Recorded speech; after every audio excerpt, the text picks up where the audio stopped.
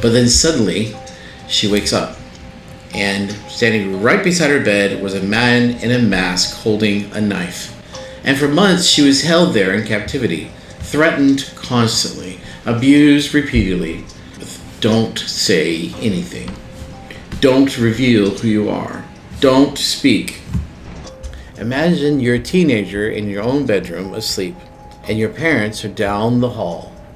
Your younger sister is sleeping right there in the room next to you. You feel safe, and you are home. But then you wake up, and a stranger is standing right over your bed holding and within minutes, you're gone. No broken down car on the side of the road. No dark alley. No dangerous neighborhoods. This is your own bedroom. And here's the part that still shocks people today. For months after she disappeared, people actually walked past her in public. Some even spoke to her. And nobody realized that they were looking at one of the most famous missing children in America. How is that possible? And how did one memory from her little sister end up changing everything? Well, let's talk about Elizabethsmart. Hey everyone, welcome back to Daniel Tells Stories. If this is your first time here, I'm really glad you found this channel. And today's story is the one that parents, siblings, and honestly anyone, whoever has a loved one, should hear. Because it reminds us that danger doesn't always look the way we expect it to. So if you enjoy powerful true stories, survival stories, local hero stories, or just remarkable people overcoming impossible situations, consider subscribing, because there are so many stories waiting for you here on this channel. Okay, all right. I'm sure you can't wait to hear the story. So here's what happened. As with any story, before we get to the really frightening part, before I tell you about the investigation and, more importantly, what happened after, let's talk about who Elizabethsmart was. Because I think it's important to remember that she just wasn't a headline. She's not just a story about the kidnapped girl. She was a normal teenager. In June 2002, Elizabethsmart was 14 years old, living in Salt Lake City, Utah. She had friends, and she went to school like other teenagers, like everybody else would in that area. And she had plans for a summer vacation with her family. And Utah, I know, is quite beautiful. And she was only days of graduating middle school. So think about your life at 14. The most things that people are worried about then are about homework or sports, friends, video games, things like that every teenager has. Nobody expects to become the center of one of the biggest missing person cases in American history. But that's exactly what happened. And honestly, one reason I wanted to share this Elizabeth story is because it reminds us that safety isn't something that we should take for granted.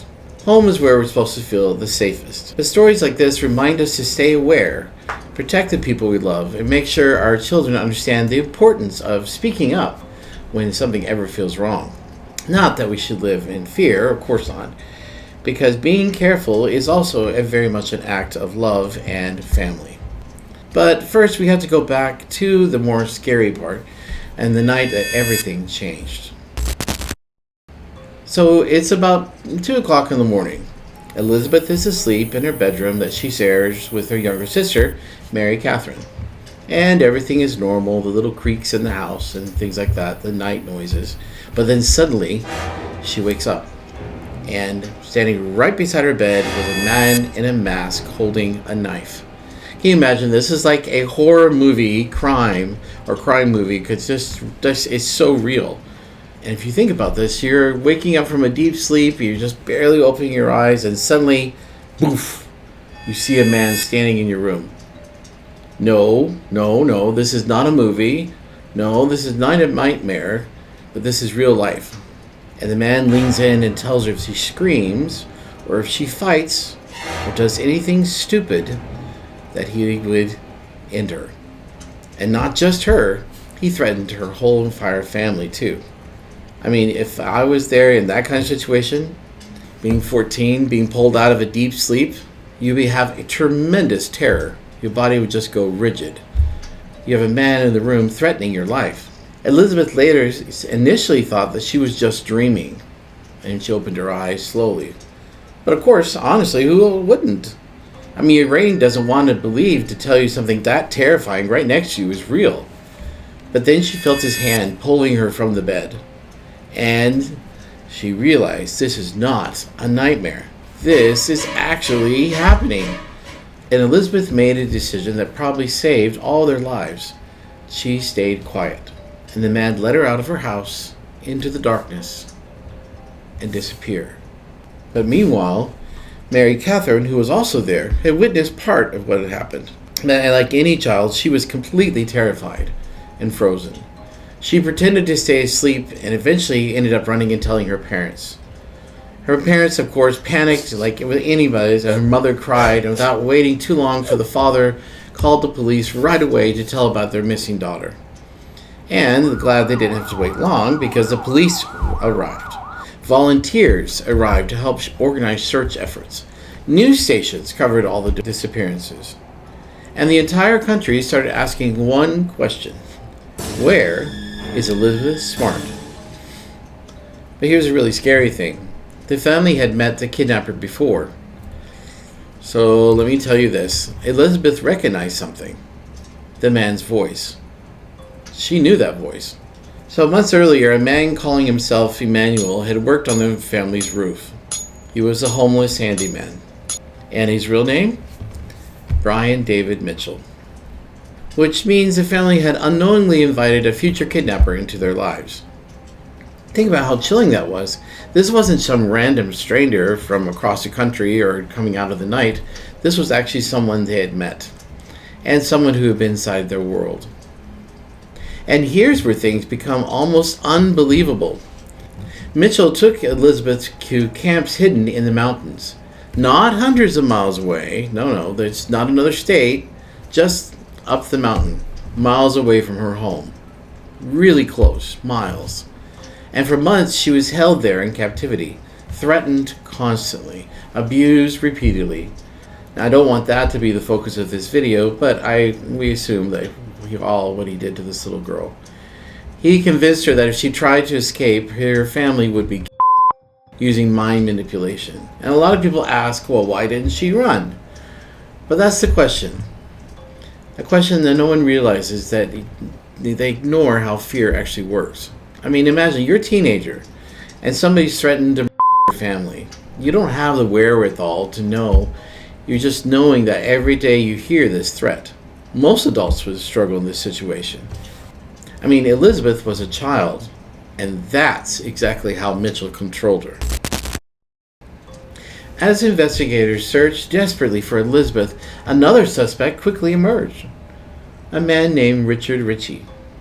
He had also worked at the Smart home and had a criminal history, so the police arrested him immediately. The focus of the media, of course, was very heavily on him. But there was one problem. He wasn't the kidnapper. So while investigators chased leads, the real kidnappers were still out there. Meanwhile, Elizabeth's family refused to give up and stop searching. Volunteers had distributed flyers. Thousands of people joined the efforts.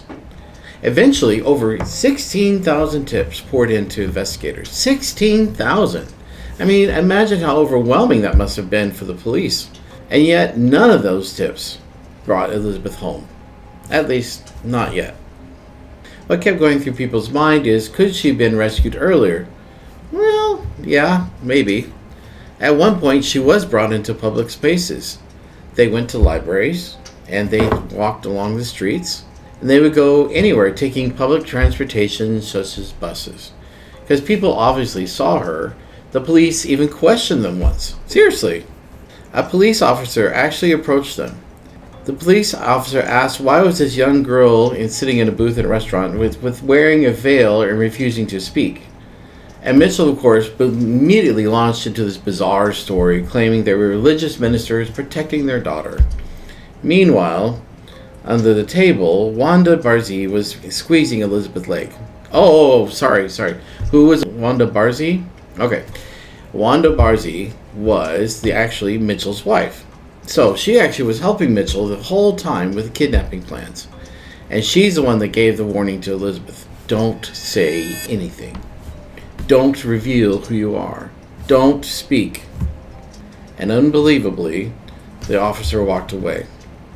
I mean, can you imagine, from the point of view of Elizabeth, what that must have felt like? Here he was, right there, being so close to rescue, only to watch it disappear. So months passed, and then something incredible happened. Mary Catherine remembered something. The voice she heard in the bedroom before her sister got kidnapped. It was the handyman, the man who had worked on the roof of their house. And suddenly she connected all the dots together.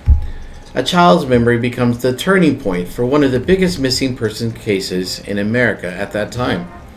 So the police start creating a sketch, and the sketch eventually appears on America's Most Wanted.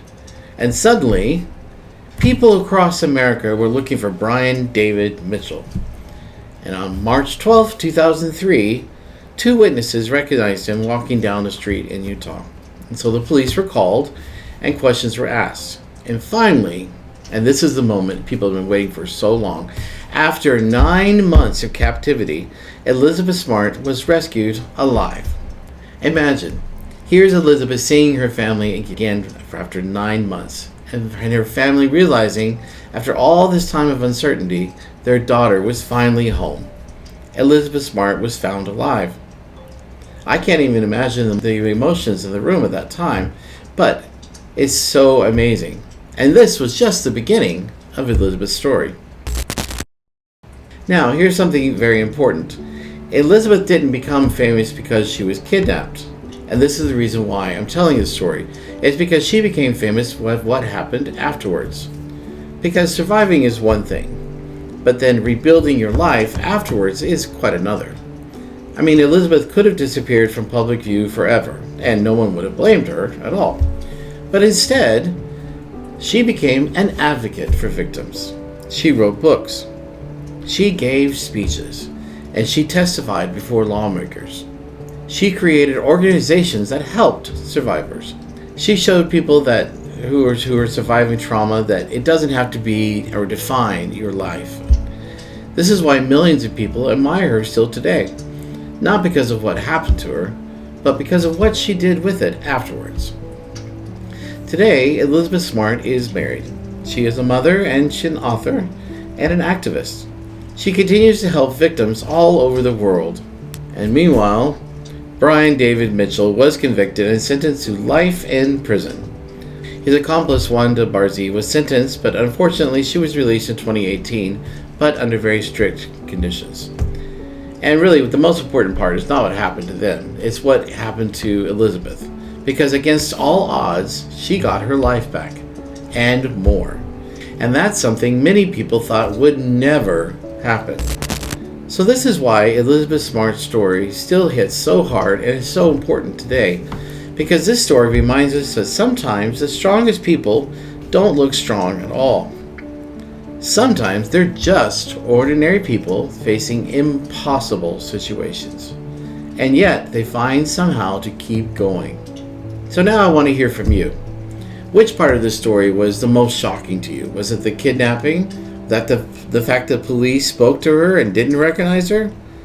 Or was it the fact that her little sister's memory helped solve the case? Let me know down in the comments. And if you enjoyed this video, please don't forget to like, subscribe, and turn on those notifications because I got so many unbelievable true stories coming soon. Thank you guys for watching, and I'll see you in the next one.